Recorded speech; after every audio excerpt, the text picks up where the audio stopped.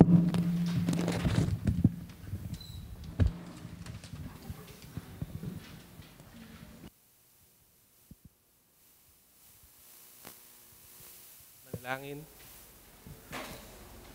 Our great Father, totoo yung narinig namin sa Bible reading kanina that you are to be feared and you are to be revered. You are so mighty compared sa amin. And we're just so amazed, Panginoon, sa wisdom mo na kung ano yung fool sa aming mga mata ay wise in your eyes at yung mga wise sa aming mga mata ay fools naman sa iyong sight.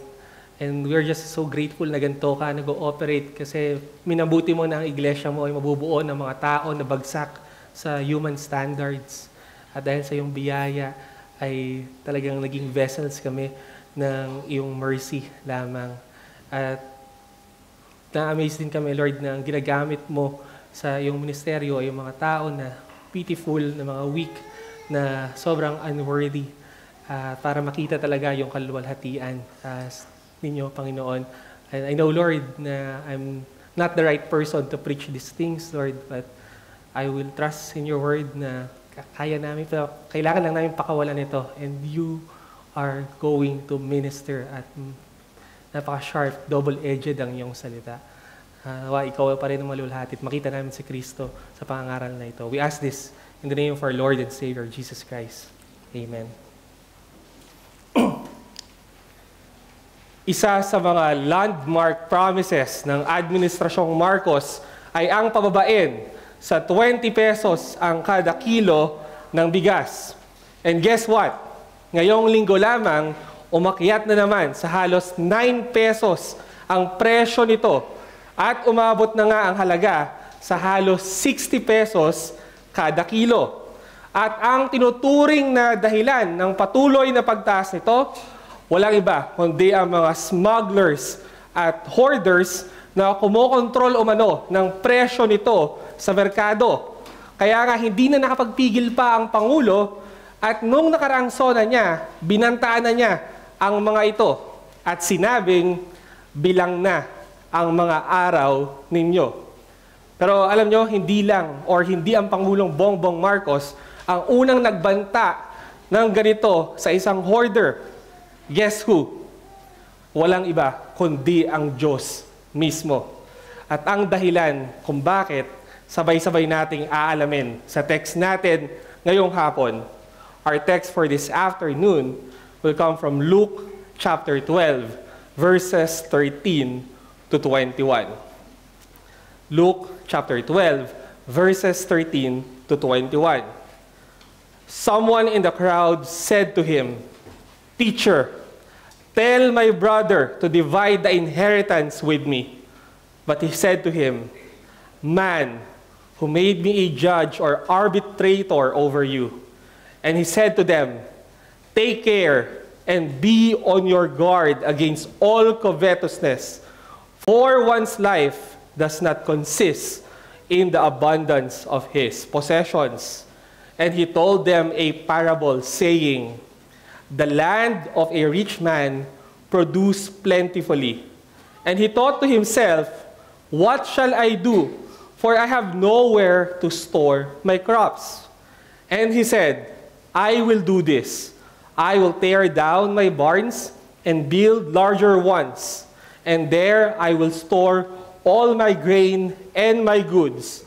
And I will say to my soul, Soul, you have ample goods laid up for many years. Relax, eat, drink, be merry.' But God said to him, 'Fool, this night your soul is required of you, and the things you have prepared, whose will they be? So is the one who lays up treasure for himself and is not rich toward God.'" Ang ating binasa ay isa sa mga tanyag na talinhaga ng Panginoong Jesus na mas kilala sa tawag na the parable of the rich fool. Isa lamang ang parable na ito sa 16 out of 38 parables ni Christ na nagdi-deal with the issue of wealth and money. Alam nyo ba na tinatayang 25% ng salita ni Christ sa New Testament ay may kinalaman sa mga bagay na ito.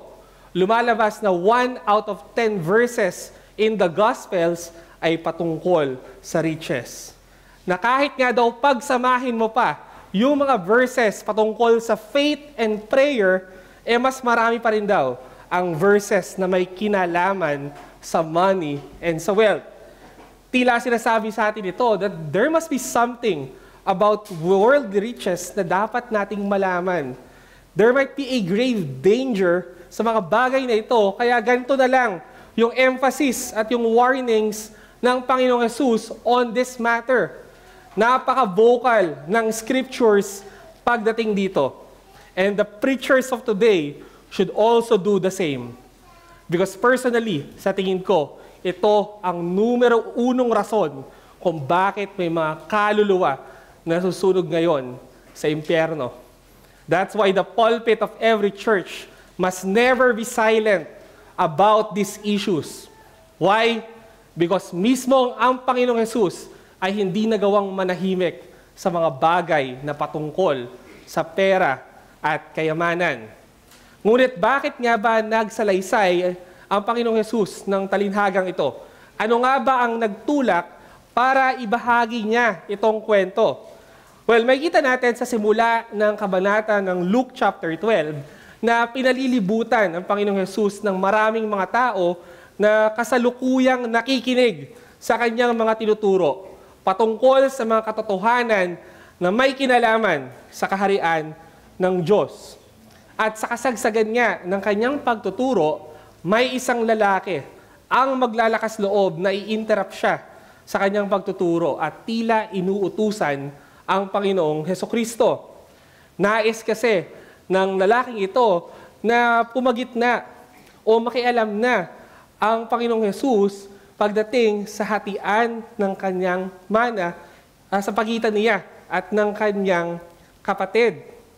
Nais niya na maging arbitrator at maging judge ang Panginoong Jesus dahil according sa Jewish custom, ang mga rabbis na katulad niya ang may kapangyarihan to settle yung mga legal disputes at hatiin yung inheritance o properties ng mga heirs. Kaya ganoon na lang kasidhi yung pagnanais at pakiusap ng lalaking ito. At mapapansin natin na para bang humaling siya sa yaman na kanyang mamanahin. Bakit? Hindi niya na nagawa pang hintayin na matapos yung pagtuturo ng Panginoong Jesus at agad itong umeksena at hindi pa nagpaawat. Tila walang pakialam ang lalaking ito sa mga important principles about the kingdom of God. Ang tanging concern lang niya ay ang kingdom of man. Sobrang obsessed at concerned lamang siya sa mga bagay na material at temporal. Walang kainte-interes sa mga bagay na espiritual. Narito nga ang isang tao na masasabi natin na tila nilamon na ng labis na pagmamahal sa pera at kayamanan. Masasabi natin that this is a man na wala talagang kagustuhan na makilala ang Diyos. Ang gusto lang talaga niya gamitin ang Panginoong Jesus. And I wonder how many people today are just like this man. Ilang tao kaya kagaya ng lalaking ito na wala naman talagang pagnanais na makilala ang Diyos, ngunit gusto lamang gamitin ang Panginoong Jesus para sa pansariling interes. How many people today will come to church not to hear the word of Christ, but only to use Jesus? Gusto lang gamitin ang Panginoong Jesus. For what? Well, just like this man, for material gain. Ilang tao na nga ba ang lumalapit lamang sa Panginoong Jesus dahil naniniwalang pagpapalain at pagyayamanin sila nito. Na naniniwalang dahil minsan sa buhay nila ay umattend na sila ng church, ay aasenso at giginhawa na ang kanilang buhay. Lalago ang kanilang negosyo, gaganda ang kita nila sa trabaho, at baka makuha na rin nila yung jackpot sa loto. At aminin man natin o hindi, maraming pagkakataon sa buhay natin that we are like this man. Perhaps up until now, we had only come to use Christ and not really to know Him. At kung tatanungin kita, sa paglapit mo ngayon sa Panginoon, sa matyaga mong pakikinig ng sermon, what is your motivation? Upang lumalim ba talaga ang pagkakakilala mo sa Kanya at lumago sa pamumuhay na spiritual? O para lumalim lamang ang iyong bulsa at lumago sa aspetong pinansyal? At hindi nga gaya ng inaasahan, magre-refuse ang Panginoong Jesus na maging judge or arbitrator sa kasong ito. Actually, hindi malinaw kung ano yung eksaktong rason ng naging pagtanggi ng Panginoong Jesus na makialam dito. Pero tumanggi man siya na tulungan yung lalaki dito sa kanyang problema sa mana, tutulungan pa rin niya ito sa nakita niya na mas malaking problema nung lalaking ito. Yes, tutulungan siya ng Panginoong Jesus sa issue na dapat talagang maresolba. At ito ay hindi naman talaga issue sa pera o sa mana, kundi ang nilalaman ng puso niya. The real problem was not the inheritance o yung greed ng kanyang kapatid, kundi ang puso niya na napupuno na ng kasakiman, ng pagiging makasarili at pagiging gahaman. At sasamantalahin ng Panginoong Jesus yung pagkakataon na ito para ituro yung isang very profound na katotohanan. Papakawalan niya ang isang napakatinding babala kasabay ang isang life-changing principle sa verse 15. Jesus said, "Take care and be on your guard against all covetousness." Yung word na covetousness dito literally means the thirst for having more o yung pagkakaroon ng inordinate desire for riches o labis-labis na pag-aasam sa kayamanan. Sinasabi ng Diyos dito na dapat protektahan at ingatan natin ang mga sarili sa lahat ng uri ng kasakiman. Bakit? Dahil ayon sa Kanya, for one's life does not consist in the abundance of his possessions. Dahil ang buhay umano ng tao ay hindi patungkol sa kasaganahan at sa dami ng iyong ari-arian. Hindi ito ang tunay na kahulugan ng buhay mo sa mundo. Sinisira at dinidistort ng greed at ng covetousness ang totoong kahulugan nito. Bakit? Kasi it says the opposite. It says that life is about having more. Sinasabi sa atin ng greed at ng covetousness na ang buhay is about having all that you can get. Pero wala itong katotohanan. Hindi tayo pinanganak sa mundo na ito para magkamal lang at magparami ng kayamanan. At agad niyang sesegundahan ng Panginoong Jesus ang principle na ito sa pamamagitan ng pagkukwento ng isang parable patungkol sa isang rich farmer. Sabi dito, he had many barns. Notice na it is in plural form. At ang kanyang lupain daw ay namumunga ng sagana. Pero meron siyang problema. Dahil sa dami ng kanyang na-harvest, wala na siyang iba pang mapaglagyan ng kanyang mga ani. At ano yung naisip niyang solusyon sa kanyang dilema?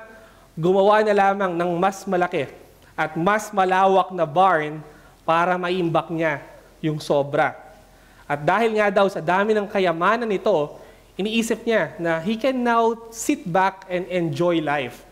Na pwede na siyang mag-retire at mag-relax. Kasi secured na siya sa mga susunod pang panahon. He can now take this life easy. Eat, drink, and be merry. Pero, merong plot twist. Just when he least expect it, sa hindi inaasahang pagkakataon, sa gabing mismong iyon, babawiin ng Diyos ang kanyang buhay. At mauuwi lang ang lahat sa wala. Ang lahat ay mawawala na parang bula. At pansinin natin kung ano yung naging paglalarawan sa kanya ng Diyos. Tinawag ba niya ito na isang wise man? O faithful servant? Role model? O huwaran? Hindi. God declared this man to be what? A fool. Isang hangal. Alam nyo, bihira yung gantong pagkakataon na tatawagin mismo ng Panginoon ang isang tao na fool. Naging matipid yung scriptures sa paglalarawan ng ganito. Bilang na bilang sa daliri kung ilang beses lamang nagkaroon ng gantong pagkakataon. Kaya nga nakaka-curious talaga, why would God call this rich man a fool? Kasi if we will be honest, sa totoo lang, by our standards today, does the rich man look like a fool? Mukha ba talaga siyang hangal? Di ba parang hindi naman? Marahil nakikita pa nga natin siya na very wise and very smart. Parang wala namang mali sa kanyang ginawa. May ituturing pa nga siyang isang madiskarteng farmer at matagumpay na businessman na nagsumikap na yumaman. In fact, sigurado ako na kung ipopost mo yung kwento niya ngayon, check magde-trending at magiging viral. Kabibiliban, papalakpakan, at hahangaan siya ng sambayanan. Siya yung tipo ng tao na na-feature sa KMJS, sa mga business magazines, at nagiging author ng sarili niyang libro. Ganito ang mga tipo ng tao na pinupuri ngayon ng mundo at gustong gayahin at kinaiinggitan ng maraming mga tao. And yes, seriously, this rich man ang tinawag na fool ng Diyos. Ano bang ginawang mali ng rich farmer dito? Di ba parang ayaw lang naman niya na may masayang sa mga ani, kaya gumawa siya ng paraan at mas malaking imbakan. Nagplano lang naman siya, naging wais at inisip lang naman niya yung future niya. Wala ngang nabanggit, nakagawa siya ng matinding kasalanan. Di siya guilty sa murder, sa adultery, at maging sa pagnanakaw.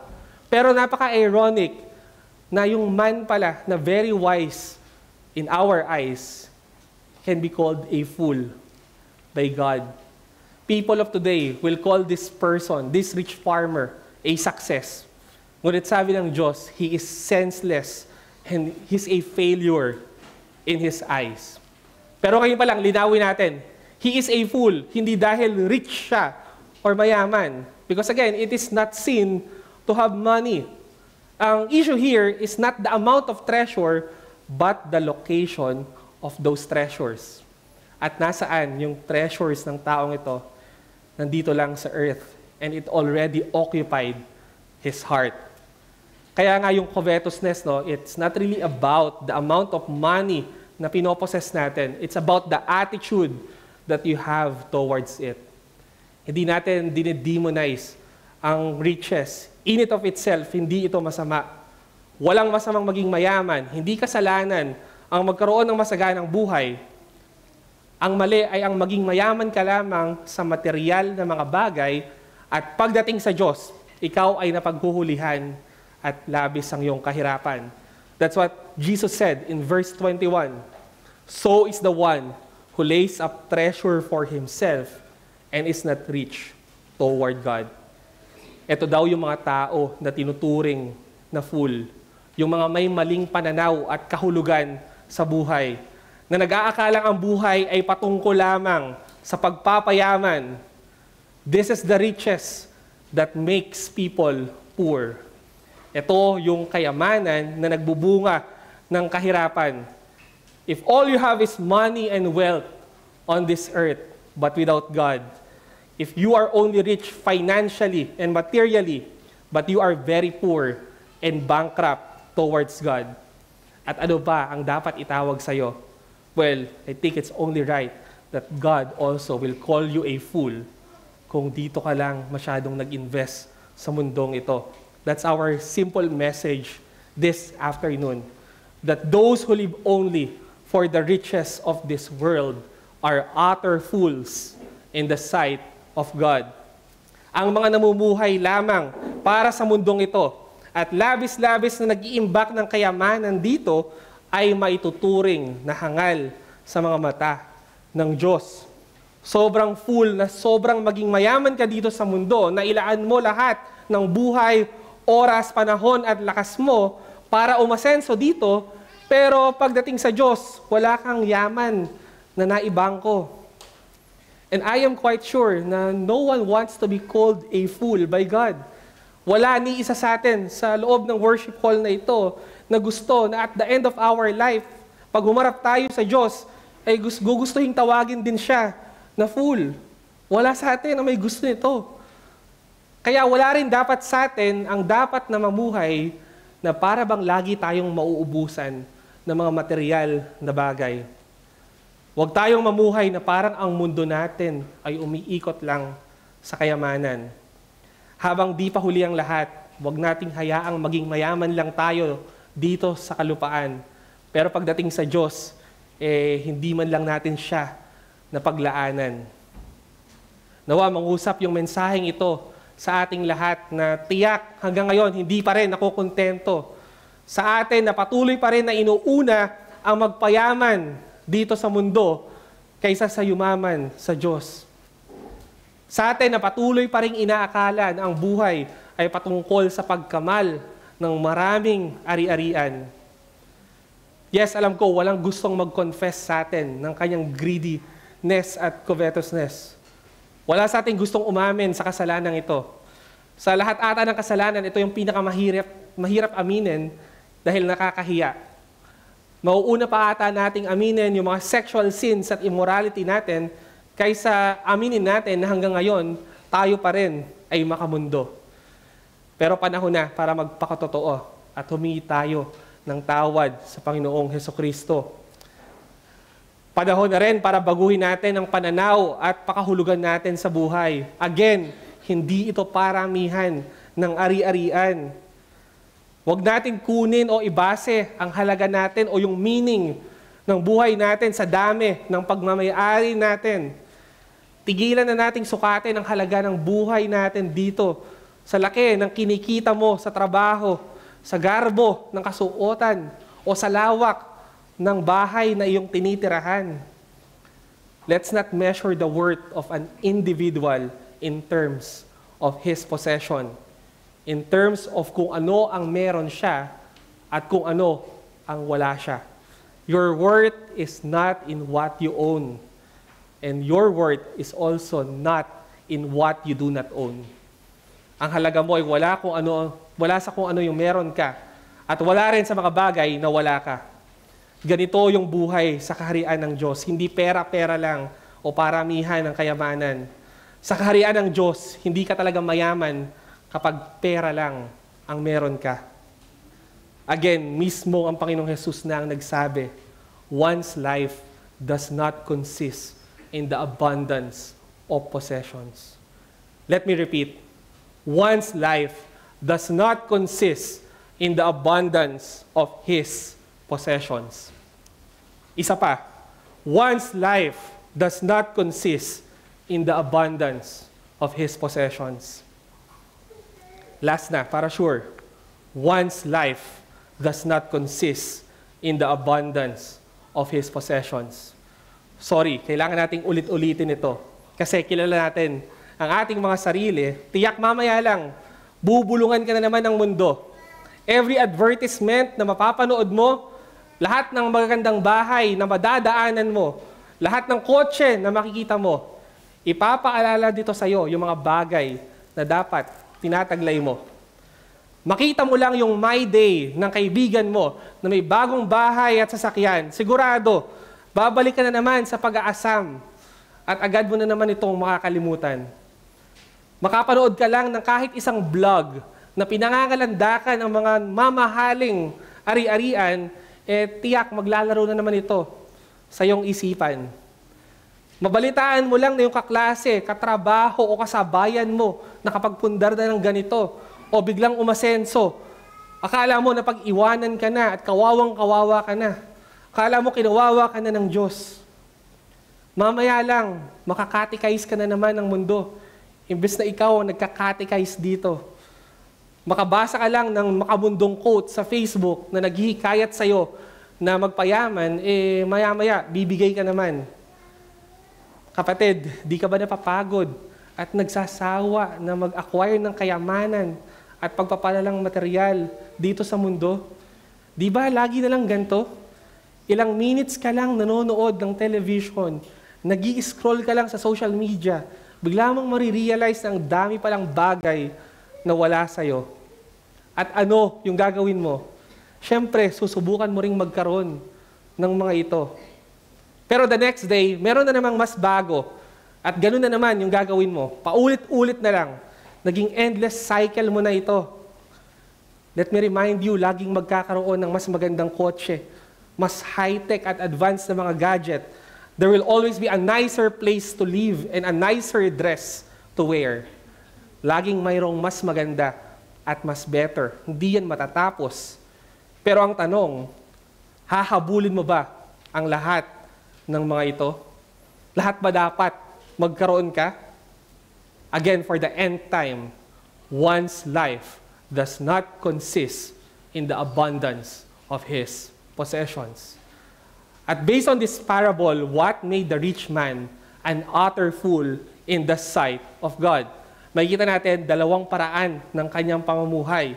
Because he had lived as though the Almighty does not exist, and he had lived as if his mortality will never cease. Again, because he had lived as though the Almighty does not exist, and had lived as if his mortality will never cease.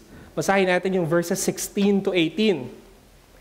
And he told them a parable saying, the land of a rich man produced plentifully, and he thought to himself, what shall I do? For I have nowhere to store my crops. And he said, I will do this. I will tear down my barns and build larger ones. And there I will store all my grain and my goods. No, pansinin natin yung prominence ng first-person pronoun sa speech ng rich farmer.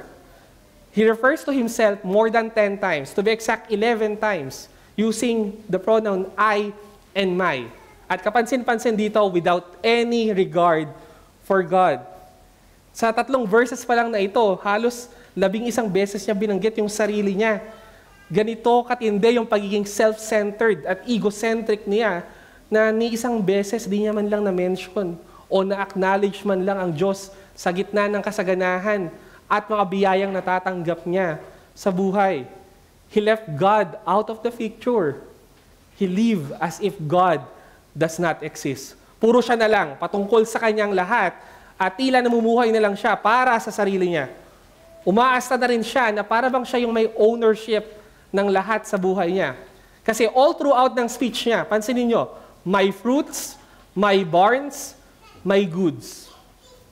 He's very arrogant na claim niya na lahat ay sa kanya. Na para bang yung wealth and harvest niya ay deserve niya. Na he need to thank no one, wala siyang dapat pasalamatan, maliban sa kanyang sarili lamang. Nilamon na siya ng selfishness at nakalimutan niya na siya lang naman ay isang steward. Ultimately, ang Diyos pa rin ang may-ari ng lahat. Psalms 24 verse 1, malinaw na malinaw. It says, the earth is the Lord's, and all it contains, the world, and those who dwell in it. Nakakalimutan na ata niya na kung ano man ang mayroon siya, ay nanggaling lamang sa Diyos. At pansinin niyo, nung nangailangan siya ng wisdom, kung paano niya re-resolbahin yung problema niya, sino yung tinanong niya? Sino yung inas niya? Di ba wala? Kundi yung sarili din niya. He answers the question on his own. Tanong niya, sagot niya. He would have consulted God. Pero instead, di ba, in-exclude niya ang Diyos sa lahat ng mga decisions niya. Pero yung gusto kong mas bigyan natin ng pansin dito, yung sa verse 16. Di ba sabi diyan, the land of a rich man produced plentifully. Obviously, yung man dito is a farmer. At alam nyo, na-amaze ako nung na-realize ko kung bakit sa parable na ito, ang ginamit ng Panginoong Yesus ay isang farmer. Kasi di ba, kung isa kang farmer, nakadepende ang magiging ani at kita mo sa mga circumstances at sa mga factors outside of your control.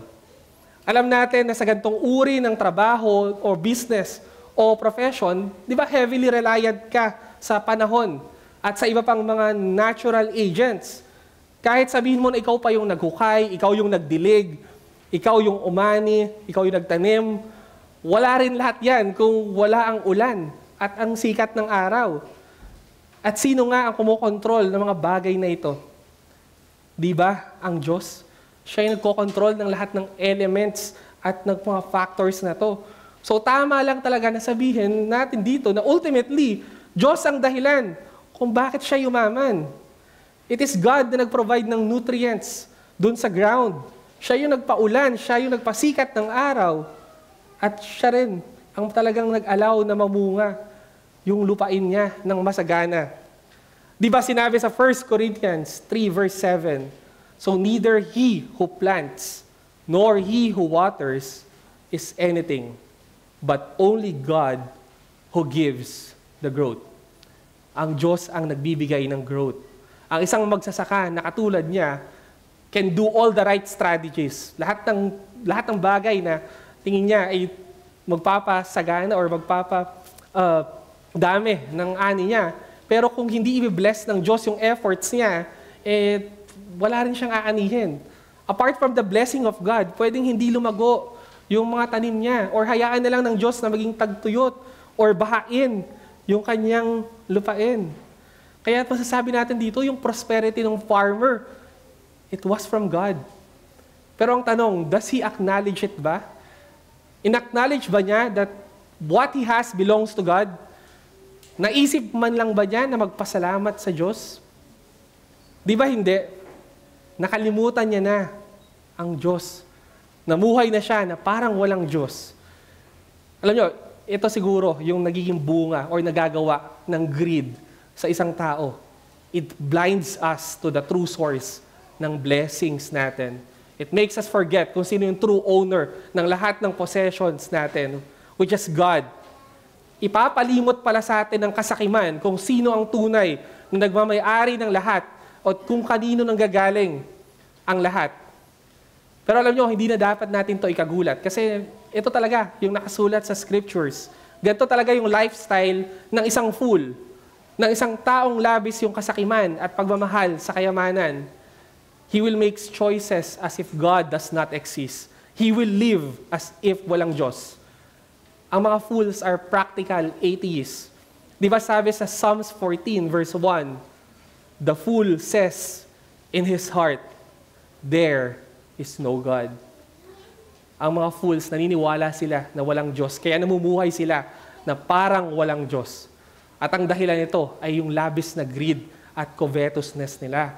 That's why meron tayong point dito, no? That greediness is so detrimental to our souls because it makes us ignore and deny everything about God. Yung existence niya, yung lordship, pati yung sovereignty niya. Ganito kadelikado yung pagiging sakim sa kayamanan. Paniniwalain ka nito na walang Diyos. Ipuput ka niya sa company ng mga God deniers at ng mga atheists. Pipilitin ka nito na mamuhay na walang kinikilalang Panginoon. And it will make money and riches your master and not God.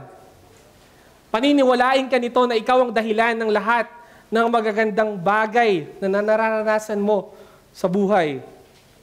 Hahayaan ka nito na magdesisyon sa sarili mo na lang at base sa gusto ng iyong laman. Ipaparamdam niya sa iyo na wala kang dapat ibang pasalamatan kung hindi ang sarili mo lamang. Papaniwalain ka nito na ikaw ang sentro ng mundo. Ikaw yung bida. Lahat ay umiikot sa iyo. Bubulagin ka nito sa lahat ng gawa ng Diyos. Magiging manhid ka sa kabutihan ng Panginoon. At tulad ng rich farmer na ito, hindi mo malalaman na sa pagiging ganid mo at gahaman, mas malaki pala yung nawala sa'yo kesa yung nakuha mo. Bakit? Kasi unti-unti palang nawawala na sa buhay mo ang mismong Diyos. At pag nawala siya, wala nang saysay at baliwala na ang lahat. Kahit limpak-limpak na kayamanan o pera ang meron ka, kung wala rin ang Diyos sa buhay mo, mind you, mas malaki yung loss mo kesa sa ginain mo. Because you are losing everything if you lose the presence of God sa buhay mo. Kaya nga simulan na nating tanggalin kahit katiting ng kasakiman na nananahan sa ating mga puso. Tigilan mo na ang labis mong pag-aasam sa makamundong kayamanan. Simulan mo nang i-acknowledge ang Diyos in all thy ways so that He can direct your paths. Magsimula ka ng maging mapagpasalamat. I-acknowledge mo na galing sa Kanya ang lahat. Magpakumbaba ka at aminin natin sa ating mga sarili na anumang magandang bagay ang nasa sa atin, anumang yaman ang mayroon tayo ngayon, that is from the Lord. You didn't make the ground produce plentifully. It's not you. It's God. Hindi ikaw ang nagpabunga at nagpalago ng mga crops. Hindi naman ikaw ang nagpa-shine or nagpasikat ng araw at nagpabagsak ng ulan. It's all from God. You see, kung wala ang Diyos sa buhay natin, where would we be? Sabi sa Psalms, if it had not been the Lord who was on our side. Kung wala ang Diyos sa buhay natin, there would be spiritual inflation, depression, and recession sa ating buhay. At pag nag-continue tayo in our greediness, we are going to lose the greatest treasure in our life, which is God. That's why yung challenge natin dito, no? Rather than pursuing massive riches of this world, make contentment the consuming passion of your life so that you can avoid the biggest bankruptcy of all time. It is a life without God. Tigilan mo na yung pagkamal ng sobra-sobrang yaman sa mundo at matuto ka ng makontento. Unahin mong iwasan, hindi yung pagiging bankrupt mo financially, but ang pinakamatinding kahirapan na pwede mong maranasan, ang pinakamalaking bankruptcy sa kasaysayan, at yun yung mabuhay ka na walang Diyos sa iyong buhay. Ito yung pinakamatinding lugi mo. Dito mahihirapan ka nang makarecover. Hindi ka na makakabangon kung mawawala ang Diyos sa iyo. Yung pera, pwede mo pang kitain. Mas madaling kitain yung pera. Ang mas mahirap kung ang Diyos na, yung mawawala sa iyo. Huwag nating hayaan na darating tayo sa punto ng buhay natin that we will be like this rich fool na sa pagnanasang makakuha at mag-gain ng sobra-sobrang kayamanan, we will lose God sa ating mga buhay. Again, walang saysay ang lahat. Walang halaga. Lahat ng yaman kung wala rin naman ang Diyos sa buhay mo. At tandaan mo, we don't need bigger barns. More than that, ang kailangan natin yung Lord of the harvest. Huwag mong ipagpalit sa mga bigger barns ang Panginoon. At lagi nating i-acknowledge ang katotohanan that everything comes from the Lord. Sa Kanya nang galing ang lahat. Na if you have riches right now, kung umaasenso ka sa buhay mo ngayon at pinagpapala ka, acknowledge mo na nanggaling ito sa Diyos. At hindi dahil sa sobrang mong talino, sa diskarte at sa galing mo. Ipagpasalamat mo ito sa Kanya kasi more than you have worked for that, just like yung crops ng rich farmer dito, tandaan mo, it comes from God. Apart from His blessing, ay wala rin yan sa'yo. Kaya pinagpapala ka ngayon, not because you're the one who plants or waters the crops, but because of God who gives the growth and the plentiful harvest. Brother Jose, madaling tanggapin yung truths na yan. For those na bounteous yung provisions mula sa Diyos para sa mga nakakaangat sa buhay. Pero paano naman yung relatively poor? Paano yung kakarampot lang yung meron ngayon? Ito lang ba talaga ang galing sa Diyos at kaya niyang ibigay? Alam mo, kapatid, first things first. Una sa lahat, you are not poor. I don't think you are poor.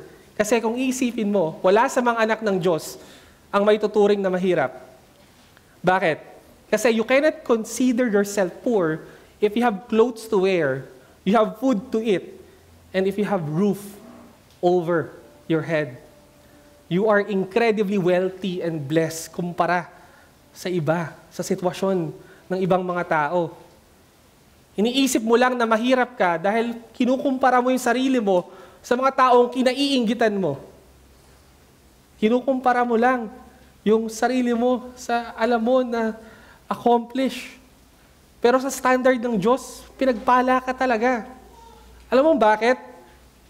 Tanungin kita, poor ba na maituturing ang isang anak ng Diyos na laging pinapakain at may steady supply ng food? Dukha bang maituturing ang anak ng Diyos na kahit kailan hindi niya pinabayaan, na laging binibigay ang lahat ng pangangailangan? Mahirap ba na maituturing ang anak ng Diyos na may mga sure promises ng Diyos na pinangahawakan? Di ba hindi? I don't think so. At isipin mo to, gaya nung sinabi ni Apostle Paul, di ba? You brought nothing into the world, and we cannot take anything out of the world. Di ba? Isipin mo, what did you bring with you into the world when you were born? Ano ba yung dinala mo dito sa mundo nung pinanganak ka? Di ba? Wala naman. Nothing. At tignan mo ngayon yung meron ka and compare it with what you started with. Kumpara mo nung dumating ka sa mundong ito na walang-wala ka, di ba yung meron ka ngayon, matuturing natin na labis-labis na yan. Tandaan mo, anything above zero is positive.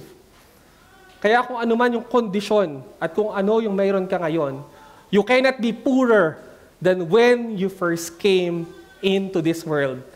Kapatid, isipin mo, hindi ka naman naging mas mahirap ngayon kaysa nung una ka napunta dito sa mundo. Walang-wala ka nga. Nung dumating ka dito. Kaya kung ano man ang meron ka ngayon, sobra-sobra na yan. At dapat mong ipagpasalamat yan sa Diyos. Kasi if you have little right now, it was still more than you came into this world with. O sige, sabihin na natin, na sa standards ng economically speaking, poor ka. At sa pagiging poor mo, you have a lot of disadvantages, ang daming inconveniences. Pero na-realize mo ba na ang kayamanan ang nag-destroy ng mas maraming souls kesa ang poverty? Mas maraming kaluluwa ang nasira ng kayamanan kaysa ng kahirapan. Nakita natin yan sa scriptures at saksi ang kasaysayan. Mismong Panginoong Jesus ang nagsabi, it is easier for a camel to go through the eye of a needle than for a rich person to enter the kingdom of God. Isipin mo, kung di mo siguro naranasan yung kahirapan, makakakilala ka kaya sa Diyos? Kung naging mayaman ka ba, mananampalataya ka sa Kanya? Hindi ko sinasabi na di ka maliligtas kapag naging mayaman ka. Ang point is, ginamit ng Diyos yung poverty mo para makakilala ka sa Kanya. Di ba, marami sa atin dito nakakilala sa Diyos, hindi nung maayos ang lahat sa buhay nila. Not when everything falls into its place. Not when they were lying down on the bed of roses. Marami sa atin naligtas, hindi nung kasagsagan na may maganda tayong mga trabaho. Nung may marami tayong savings sa bangko. Nung marami tayong yaman at ari-arian. Hindi nung nasa tugatog tayo ng tagumpay at nakakaangat sa buhay. Marami sa atin nakilala ang Diyos nung walang-wala tayo. Nung kasagsagan na naghihinalo tayo sa buhay at lubos yung ating kahirapan. Marami sa atin naligtas, hindi nung nasa mountain tops tayo, pero nung nasa rock bottom. Kaya magpasalamat ka pa rin sa Diyos for that poverty, because that poverty leads you to Christ. Kaya tunay na tunay talaga all things work together for good sa atin. Kaya even yung poverty na pinaperceive natin as bad will work for our good sa atin na mga anak ng Diyos. And guess what? Para sa mga taong kinaiinggitan mo naman, even the good things will work for their bad.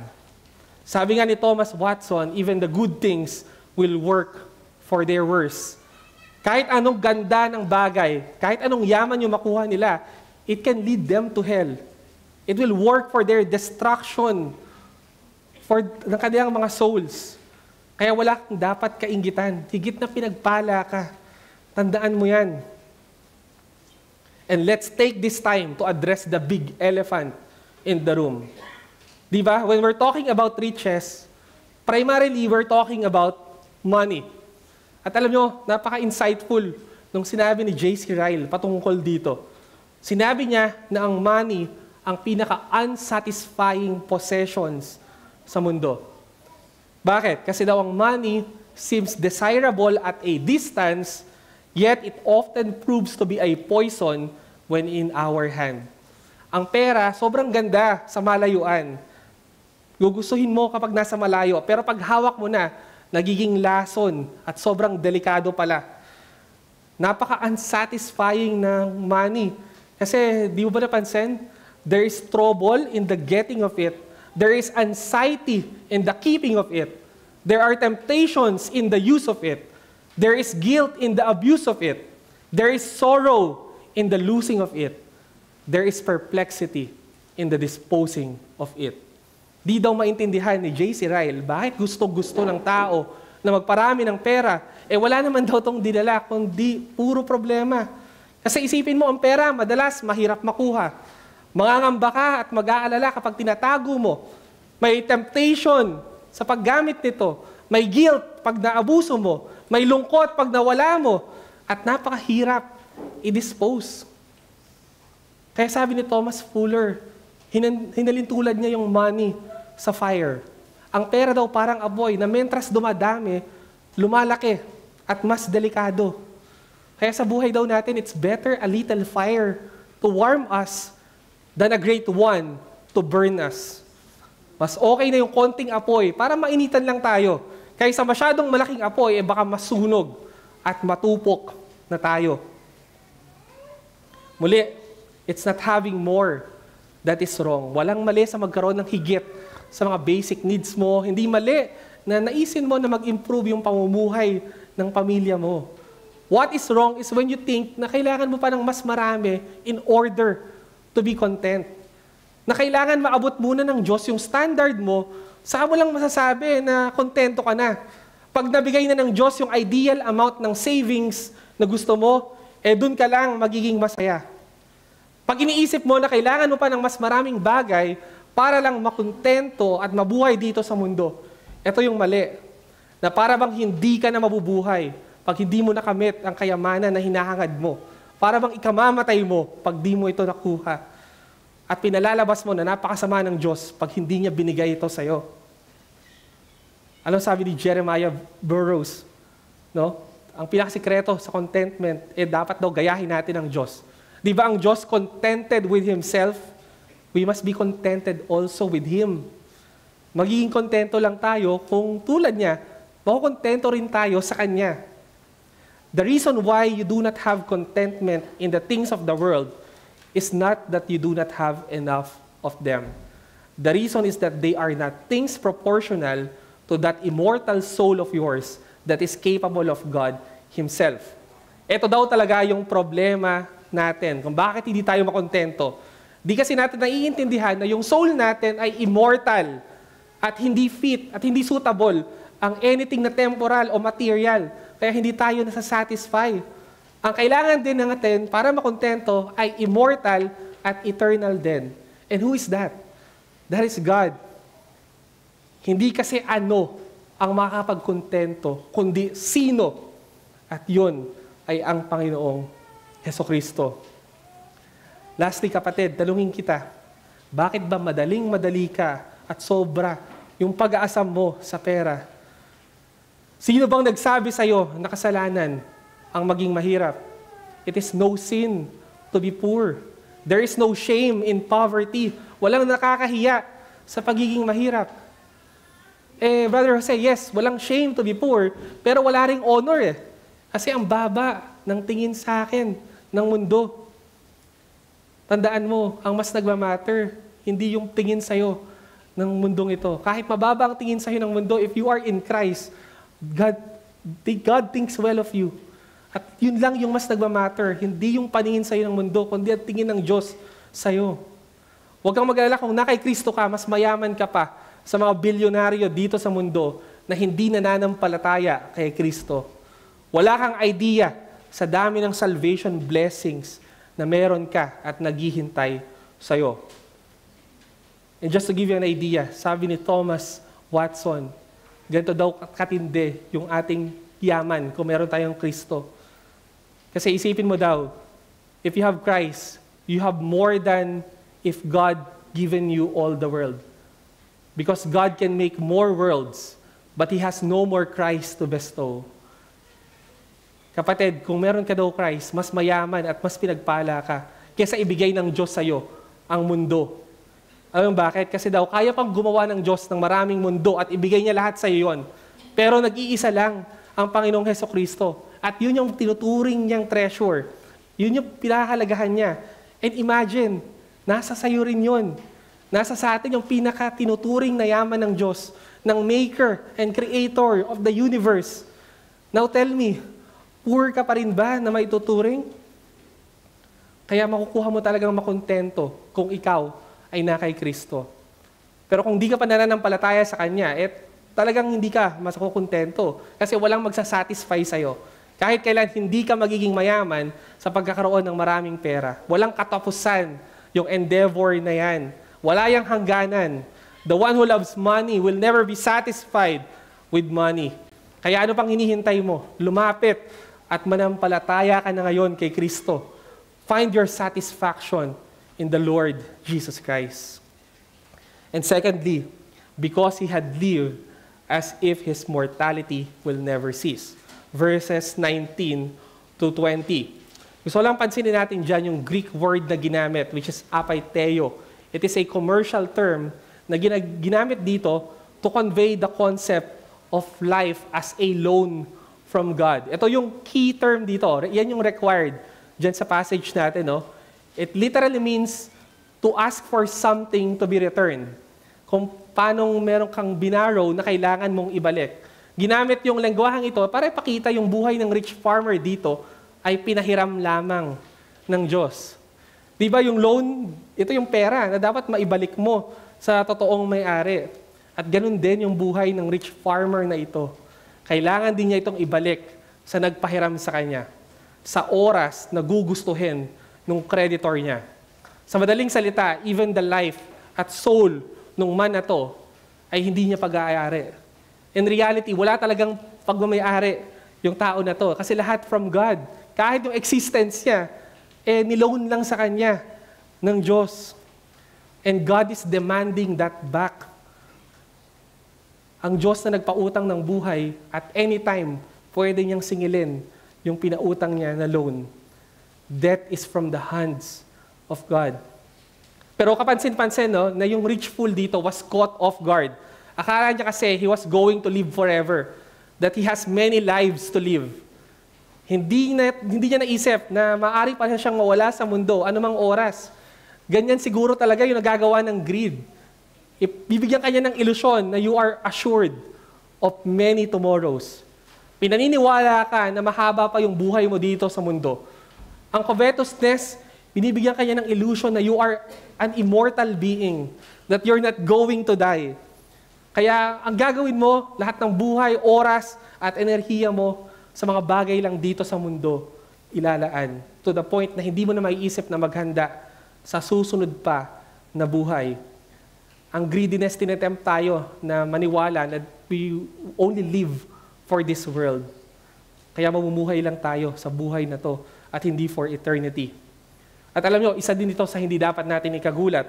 Dahil sinabi sa Ecclesiastes 7 verse 4, "The heart of the wise is in the house of mourning, but the heart of fools is in the house of mirth." Yung isang wise person daw, laging iniisip yung death. Pero yung isang fool, ang iniisip lang niya lagi ay magkaroon ng good time. No doubt. Kaya ang sinabi niya dito, di ba?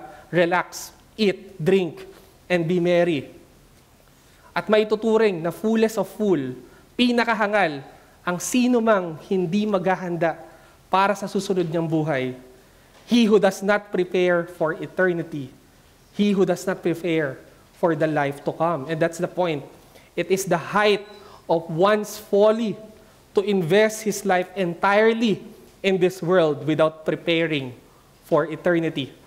Ang pinakarurok ng kahangalan ng isang tao ay ang ibigay niya, ang buong buhay niya para sa mundong ito at tuluyang kalimutan at wag nang paghandaan yung eternity.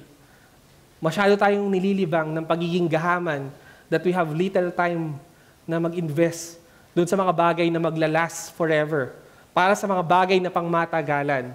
Ang ginagawa ng greediness sa atin, binablock at binubura niya yung memory ng death, ng memory ng reality ng death. At papalitan niya ito ng eating, drinking, and merrymaking. You see, ang greediness, no, hindi lang pala yung buhay, yung kahulugan ng buhay ang sinisira niya, pati yung kahulugan ng kamatayan. Pinaniniwala ka nito that life came from accumulating things and that death was so far away. Kagaya nung fool dito, He got life wrong because nag-akala siya na ang buhay is nakabase sa abundance ng possessions. At he also got yung death ng mali. Dahil inakala niya na malayo pa, masyado pang malayo yung kamatayan.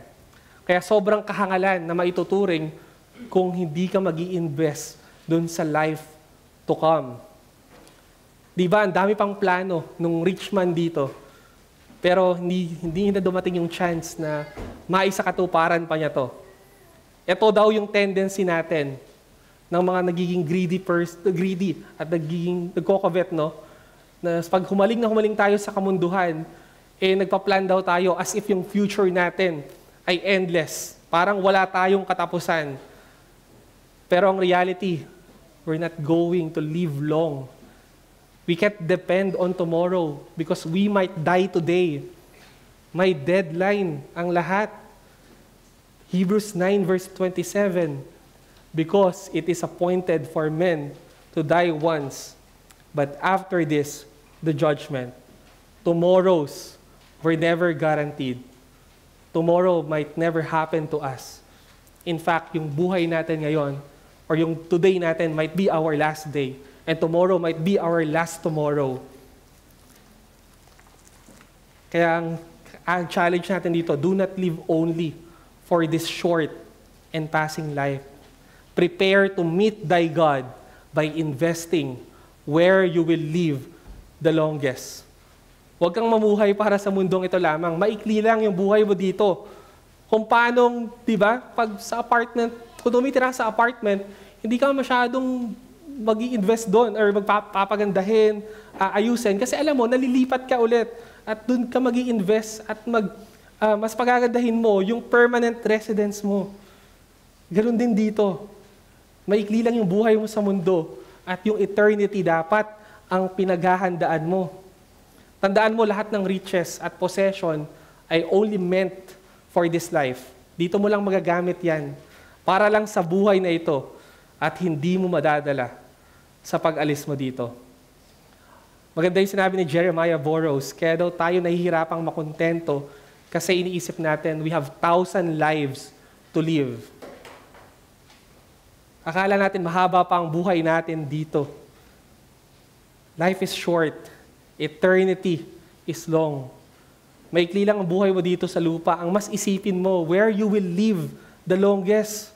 Doon ka mag-invest sa lugar kung saan ka mas matagal na mamumuhay at kung saan mo i-spend ang rest ng eternity mo. And that's in heaven. Kaya ano sabi ni Christ? Lay up your treasures in heaven. Oo, di mo madadala sa langit yung kayamanan mo, but you can send them ahead. Pwede mo silang paunahin. Paano? Gamitin mo ito para sa kaharian ng Diyos. Alam mo, naniniwala naman ako na gusto talaga ng Diyos na mag-prosper tayo. Gusto niya talaga, yumaman tayo. Pero hindi siguro dito sa buhay natin sa lupa, kundi sa buhay natin sa langit. Kaya nga, bakit mo sasayangin yung buhay mo sa pagpaparami ng kayamanan na di magtatagal, ay iiwanan mo rin naman na hindi mo pakikinabangan sa eternity kung di mo gagamitin para sa kanyang kaharian. Alam nyo, hindi tayo mahihirapang makontento dito sa mundo kung mauunawaan lang natin na hindi naman talaga tayo dito. Kung alam mo na your real home is heaven and you are a citizen of a different country, madali lang na mag-ask ng less of this life. Kasi alam mo na meron pang darating in the next. Kaya dapat i-consider natin yung shortness ng life natin dito. Sabi ni Jeremiah Burroughs, remember that you are only here a day, having such a short way to go. Why do you need so many provisions for such a short way? If a traveler has only enough to bring him to his journey's end, he desires no more. We have only a day to live, and perhaps we might be in the 12th hour of that day. If God gives us only enough to manage our responsibilities until night, it is sufficient. Let us be content. Sabi niya dito, maikli lang yung biyahe mo. Bakit ka magdadala ng maraming bagahe? Bakit kailangan mo ng maraming baon kung maikling panahon ka lang dito? Huwag kang maghagad ng maraming bagay dito sa mundo. Mabilis lang yung stay mo dito. Baka you only have one day at nakakalahati ka na daw. Our life is a vapor. Hindi mo napansin, parang kahapon lang, di ba? Ilang taon lang yung nakalipas, 20 years old ka lang. Now 50 ka na. Napakabilis ng panahon. Pero kung iisipin mo, saan napunta yung mga lumipas na mga taon na yon? I-assess mo. Saan mo in-spend yung panahon na yon? Para ba dito, sa buhay mo, sa mundo, o for the life to come? At saan mo pa balak i-spend yung natitira mong oras, yung natitira mong panahon? Sa paghahangad pa rin ba ng makamundong kayamanan o para naman sa kaharian? Alam nyo, kapag namatay yung pinakamayamang tao sa mundo, ang tangi lang niyang dadalhin sa hukay ay yung saplot na pamburol at yung mamahalin niyang kabaong. Di ba? Sa dami ng ari-arian niya, sa dami ng napundar niya, ito lang yung matitira sa kanya. Yung salapi at kayamanan na pinaghirapan niya buong buhay niya ay hindi niya maidadala. Alam nyo, isang segundo lang pag nawala at pumanaw din, ang pinaka-richest man alive right now na si Elon Musk, hindi na rin siya yung pinakamayamang tao sa mundo. In fact, he will be the poorest kasi he will have nothing. Wala ni isang kusing sa $1 billion na net worth niya ang makikip niya. At hindi lang siya yun, pare tayo. Wala sa mga pinundar natin ang madadala natin sa ating mga kabaong. May isang American comedian ang nagsabi, I don't want to own anything that won't fit into my coffin. Hindi daw niya hahangarin sa buhay ang anumang hindi magkakasya sa kabaong niya at hindi niya madadala sa hukay. At alam niyo ba kung anong average size ng kabaong? 84 inches in length, 28 inches in width, and 23 inches in depth. Ganun lang yung measurement at space ng isang kabaong. At siguradong hindi magkakasya yung mga kotse, mga bahay, mga lupain na hinahangad mo dito. Tandaan mo, we will stand naked before our Creator. At pag humarap tayo sa Kanya, hindi niya tatanungin kung ilang kotse, ilang properties ang napundar mo, at kung magkano ang naipon mo sa buong buhay mo. Ang tanong lang niya sa araw na yon at ang magmamatter ay kung nananampalataya ka ba kay Kristo. Mahirap mag-enter sa isang Christless eternity. Kaya maniwala ka, pagsisisihan mo kung di ka mananampalataya sa Kanya. Pinagbayaran niya ang kasalanan ng lahat ng tulad mo at tulad ko na mga hangal, mga greedy, lovers of money at worldly. Binayaran niya lahat yan on that cross. Namatay siya para sa mga taong hindi handa sa eternity tulad mo. Lastly, young people, death can come at any time. Ang death hindi lang siya for adult, hindi lang for senior citizens, hindi lang for accomplished people. Kaya ngayon pa lang, you have to prepare to meet thy God. Tandaan mo, this is the only life you will ever live. Walang trial, walang time first, walang round 2, walang ulitan. Pag nag-mess up ka na dito, tapos na. Kaya nga mag-ingat ka kung saan mo gugugulin yung lakas at buhay mo.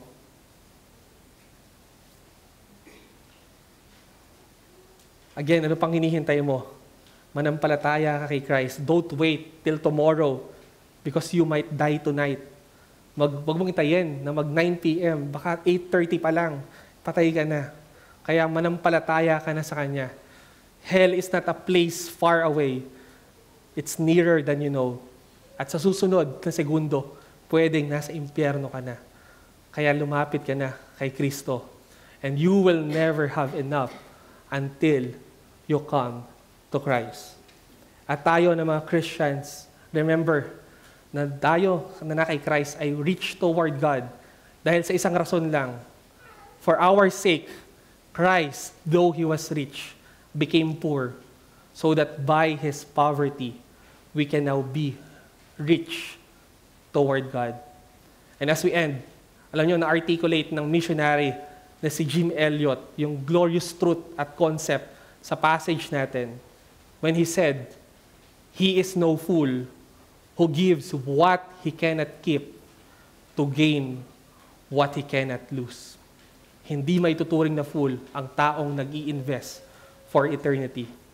And church, if you are in Christ, you are not a fool and you are not poor. Even if all you have is Christ. Wala ka mang yaman sa mundo. If all you have is Christ, you are the richest in the eyes of God. Let us pray. Our good Father, thank you so much for this message and for reminding us, Lord, that ang buhay ay hindi patungkol sa abundance ng possessions, sa lahat ng pwede naming makuha dito sa mundo. There's more to life than these material things. Help us, Lord, na mahamon at mag-prepare for eternity. Huwag naming i-delay. Maikli lang yung biyahe namin dito. Hindi namin kailangan ng maraming baon, maraming mga bagahe. Mas kailangan namin mag-invest dun sa permanent residence namin. At yun ay pagkasama namin kayo. Lord, give us this awareness lagi ng brevity ng buhay namin at mag-change yung way ng pamumuhay namin. At help us, Lord, na talagang mag-invest for the life to come at hindi dito sa napaka-ikli at passing life na ito. We ask this in the name of our Lord and Savior, Jesus Christ. Amen.